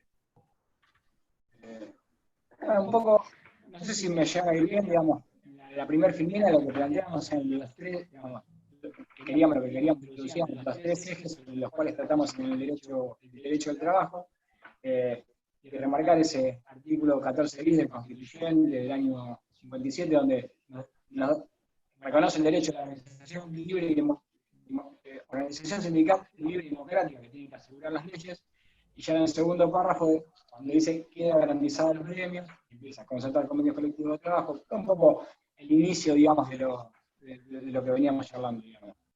En la siguiente filmina, digamos, en la número 2, simplemente referenciamos el esquema normativo yo tomé dos principios, que es el de libertad sindical y el de democracia sindical. Me quedaba pensando, tal vez, plantear alguna cuestión que me quedé incompleto, podría plantear alguna cuestión de autarquía sindical, de autonomía sindical, pero era para que tengamos la referencia normativa, pensar que el convenio 87 y el convenio 98 de la OIT refieren gran parte a la libertad sindical. Mencionamos algunos, de manera meramente ejemplificativa, algunos artículos que se referían puntualmente a eso. No sé, voy rápidamente porque supongo que no dispongo más de 4 minutos, ¿no? Digamos, Exacto. Bien, seguimos en la siguiente filmina, Diego. También otra referencia normativa, para que la tengamos presente, digamos, así que podemos seguir avanzando.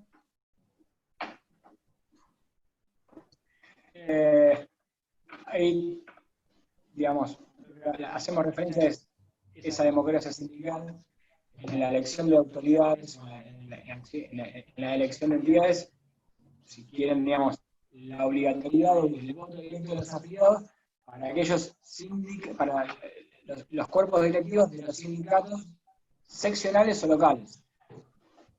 No contempla esa elección por el voto directo de los afiliados a los directivos de las entidades sindicales de segundo o tercer grado. Ustedes saben que se hace de manera bastante indirecta, digamos, normalmente es por medio de congresales, que cada una de las entidades de primer grado eligen, es decir, no tenemos voto directo obligatorio o elección directa para las entidades de segundo grado y menos para el tercer grado, sino que eso es una materia pendiente, por lo menos en la CGT, en la CTA creo que lo eligen de manera directa, la mayoría de las autoridades, pero no, en el esquema sindical, digamos, de la CGT no está prevista la elección de autoridades, muchísimos estatutos no está previsto como obligatoria la elección de los cuerpos directivos por el voto directo de los trabajadores, sino por intermedio de congresales. Así que, como materia pendiente.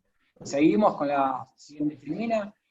Hablamos de la definición de, si la podría haber, digamos, de definición de sindicato, que no hay más que lo que está escrito, digamos. El sindicato, más allá de la definición legal, todos sabemos que es ese conjunto de trabajadores dispuestos a luchar por el bienestar de sus compañeros de trabajo, digamos. Después, le acabo referencia en el artículo 10 del convenio 87 y lo que dice la ley 23.152 son definiciones que, como siempre, la definición parte también de dejar algo, cada uno que uno define, deja algo afuera.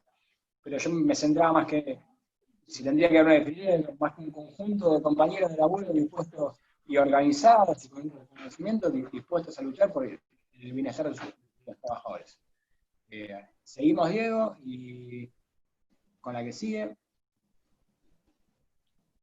Ahí volvemos a la clasificación de los sindicatos, digamos. Sindicatos en razón del grado, según las clasificaciones. Sindicatos de primer grado. Sindicatos de segundo grado o federaciones. Y sindicatos de tercer grado o confederaciones. No todos los sindicatos tienen el mismo esquema, digamos. Algunos sindicatos tienen un sindicato de primer grado con ámbito de actuación territorial y personal de carácter nacional. Otros tienen esquemas sindicales con sindicatos o seccionales, con sindicatos de primer grado en todo el país y alguna entidad de segundo grado a nivel federativo. Y de tercer grado tenemos con la CGT y sería o la CTA, digamos, en el caso. Lo hablaba ayer con Diego, digamos, y le decía, me acordaba de entrada de comercio. Entrada de comercio tiene el esquema de entidades de primer grado y la federación, que es la que tiene federación, digamos. La actividad química en algún sector también tiene, por ejemplo, sindicatos de primer grado y federaciones. Bueno, eso va a depender de qué tipo de esquema sindical pretenda darse cada una de las actividades, digamos. Y después el otro gran división es en función de los trabajadores a quienes representan. Sindicatos verticales o de actividad, sindicatos horizontales o de oficio, y los sindicatos de empresa, que no, la verdad es que, por lo menos, hay unos fallitos ahí que después vamos a ver que están interesantes, se les reconoce, es un poco restrictivo, digamos, la ley en cuanto a la concesión de la personería animal para los sindicatos por empresa, y lo deja como algo residual. Así que sigamos, Diego. Vamos. Bueno, ahí un poco lo que hablábamos. En principio no podría haber, digamos, el sindicato con personería gremial, la ley van a poner como requisito que por lo menos agrupe al 20% de los trabajadores de la actividad. Y no podría haber en principio superposición con otro sindicato, superposición en el ámbito de actuación territorial y en el ámbito de actuación con otro sindicato.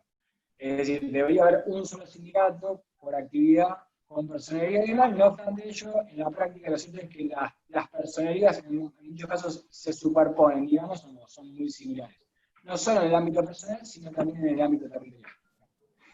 Pero en el esquema de la ley no podría haber, por ejemplo, dos sindicatos con personería gremial, digamos, no sé, de la actividad ceramista dentro del partido de Malvinas Argentinas. No podría existir eso, porque para llegar a eso se debería haber previsto, digamos, deberían haber cumplido previamente el procedimiento de compulsa. No obstante lo que acabo de decir, hay superposición de personerías, hay personerías que son muy, muy parecidas, hay superposición de ámbitos personales y de ámbitos territoriales. Esto ocurre y después normalmente es lo que da lugar a las disputas de encuadramiento sindical, digamos, ¿no?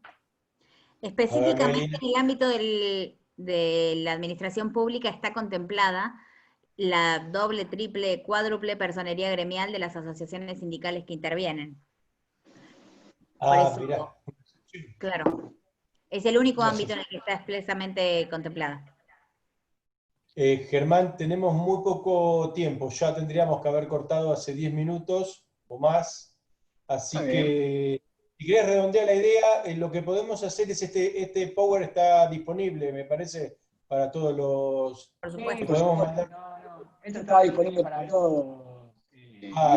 Entonces lo paso viendo, lo pasamos, queda para mejorarlo, digamos, un poco. Pero está disponible, sí, lo compartimos ahora en el grupo, por los medios que estén pertinentes. Lo compartimos, lo reproducen, no hay ningún problema. Importante que quede el mail de ustedes para que después en todo caso los colegas que quieran seguir desasnándose le puedan hacer consultas. Así que... A disposición, por supuesto. Por supuesto. Mejor que el Sí, celular, sí. chicos, les digo, porque el celular te llama de lunes a lunes, te mandas mensajes. Así que, bueno, la verdad, Nito, no sé, les agradezco yo a todos, ahora cierra el doctor, por supuesto. Nada, de mi parte nos veremos el martes próximo. Les agradezco, por supuesto, la introducción a lo que es convenio colectivo. El martes creo que me toca a mí con el convenio de comercio y creo que Juancito con el de seguridad. Y después tenemos, bueno, ustedes fueron los quien dieron el puntapié inicial. Tenemos otros 10 colegas más también amigos que bueno, nada, están estudiando de qué manera se aplica cada convenio, cada las categorías y demás. Así que para mí fue excelente esta charla, les agradezco. Brillante, chicos, la verdad, me encantó. Así que bueno, Nito, te doy la palabra y bueno, nos veremos el próximo martes. Bien, gracias. Fantástico, chicos, la verdad que muchísimas gracias. Muy bueno, era muy necesario antes de adentrarnos en cada uno de los convenios colectivos en forma individual, saber la teoría general, conocer estas cuestiones que ustedes acaban de plantear, entender cómo puede existir una mayor paridad de posición con una lucha colectiva, con la agrupación en sindicatos y con la lucha gremial, por supuesto, de los trabajadores, para un poco tratar de equilibrar esto que la organización social y económica actual nos ha dado, que es nada más y nada menos que ir perdiendo los sectores trabajadores en la lucha por los bienes y por el capital, ¿no? Esto simplemente es claro que es generar riqueza y quién se acapara de quién va juntando o acumulando más riqueza, y en esa tensión que se va produciendo entre los dueños del capital, el sector empresario, el sector y los trabajadores, que son los que realmente terminan de producir riqueza, en esta tensión es donde, bueno, irrumpe concretamente el derecho de los humanos, el derecho, concretamente con la actual, de los derechos humanos fundamentales, como dice Diana, siempre me estaba saliendo la palabra, la estoy buscando, que es el paradigma actual de los derechos humanos fundamentales, y que todo esto tiende de alguna forma, o no de alguna forma, sino totalmente, tiende a la efectividad de esos derechos humanos fundamentales, y para eso se sirve de estas distintas herramientas, que es la lucha colectiva y que es la herramienta puntual de la ley, ¿no? Así que les agradecemos muchísimo, ya tenemos este hermoso pantallazo y completo pantallazo general para después ir avanzando. Igual siempre volveremos seguramente a tratar estos temas generales y estos conceptos en cada uno de los puntos, así que también se va a agradecer mucho que ustedes participen y que estén presentes en todas las charlas para sacarnos de dudas y todo, porque el derecho colectivo no es común, ¿viste? No es común a todo el mundo, no sabemos mucho. Lo que hacemos de derecho laboral, yo particularmente les tengo que decir y confesar bien claramente, yo hago derecho individual, y muy poco sé de derecho colectivo. Sé de los beneficios, sé de los principios generales, todas estas cuestiones, pero me he mandado más de una macana, como me decía Germán, al por ahí recomendarle a algún trabajador de que sea delegado, que se incorpore a la lucha de alguna forma, porque uno en el diálogo, yo miro así en mi escritorio porque siempre los tengo del otro lado, ahí, en el diálogo vas viendo que hay gente con carisma y con ganas y con inquietud y movilizada por las injusticias que vive, que esto es lo que en definitiva a todos también nos moviliza a usar el derecho o a ahondar en el derecho, que es simplemente esta herramienta, ¿no? Pero bueno, esto hay que saber cómo hacerlo para no caer en problemas como ir a anotarse y que al otro día lo despidan, ¿viste? O ir a preguntar y que al otro día lo despidan, antes de poder inscribirse como candidato a una elección donde ya entonces no tenía protección. Bueno, esas cosas, por no estar en el día a día y en la calle concreto de la temática, suceden. Así que es bueno tenerlos y tener gente especialista en esto, y así que se les agradece enormemente. Y bueno, quedan todos invitados, ya hemos excedido la hora y de hecho también se han ido bastantes compañeros, bastantes colegas, y espero que el martes que viene tengamos el mismo éxito y la misma claridad, que la doy por descontada porque va a dar, claro, Diego, concretamente comercio, y Juan Escrepante, que es el 30 de junio, y Juan Escrepante, que va a dar seguridad privada. Así que gracias a todos, nos despedimos y nos seguimos en contacto en el chat continuo y minuto a minuto. Gracias Germán, gracias Melina, gracias Muchas gracias Diego. a ustedes. A todos. Adiós. Adiós. Gracias, chicos.